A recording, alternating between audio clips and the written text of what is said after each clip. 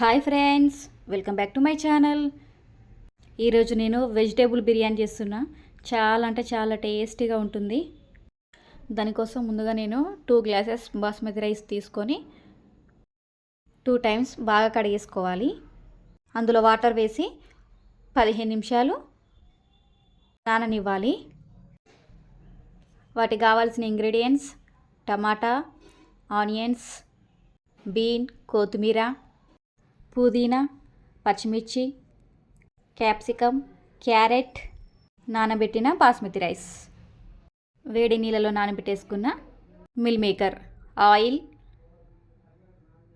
అల్లం వెల్లుల్లి పేస్ట్, పసుపు, ధనియాల పొడి, గరం మసాలా, ఉప్పు, కారం, నెయ్యి, పెరుగు, బిర్యానీ ఆకు, బండ పువ్వు, ఫ్రోజన్ బఠానీ.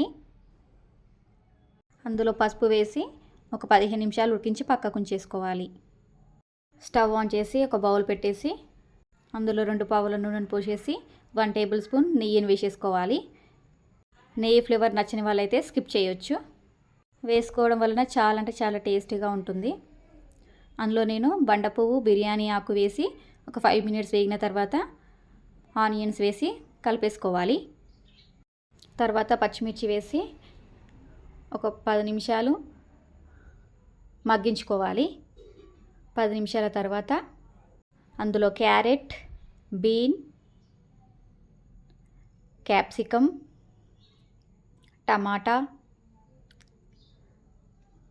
మిల్ మేకర్, బఠానీ, ఇందులో 1/2 టేబుల్ స్పూన్ సాల్ట్ని వేసేసుకోవాలి. సాల్ట్ వేయడం వలన వెజిటేబుల్స్ త్వరగా మగ్గిపోతాయి. వీటిని ఒకసారి కలిపి మూత పెట్టేసి మగ్గించుకోవాలి. వీటిని మధ్య మధ్యలో మూత తీసేసి కలుపుకుంటూ ఉండాలి. ఇలా కలపడం వలన అడుగు పట్టకుండా ఉంటుంది. మూత పెట్టేసి పూర్తిగా ఉడికేంత వరకు ఉడికించుకోండి. ఇలా ఉడికిన తర్వాత అందులో 1 టేబుల్ స్పూన్ అల్లం వెల్లుల్లి పేస్ట్ వేసి పచ్చి వాసన పోయేంత వరకు కలుపుకోవాలి.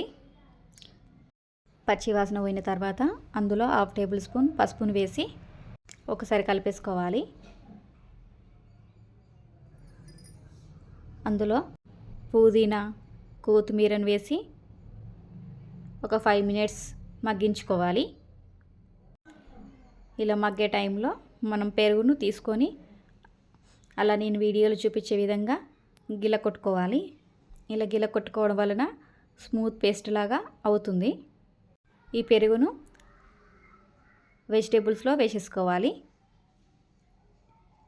పెరుగు వేసేటప్పుడు స్టవ్ సిమ్ములోనే పెట్టి వేసేసుకోండి.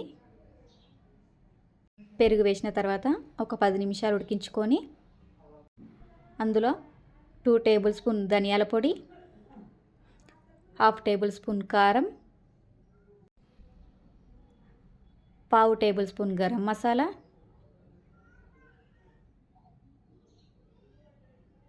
రుచికి సరిపడంత సాల్ట్ను యాడ్ చేసేసుకోవాలి.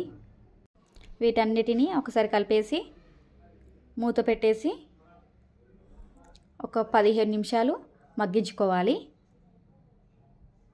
మీడియం ఫ్లేమ్లో పెట్టి మగ్గించుకోండి. ఇవి మగ్గిన తర్వాత మూత తీసేసి 2 గ్లాసెస్ బాస్మతి రైస్కి 3 గ్లాసెస్ వాటర్ వేసుకోవాలి. ఒకసారి కలిపేసి రుచికి సరిపడినంత సాల్ట్ని ఈ టైంలోనే యాడ్ చేసేసుకోండి.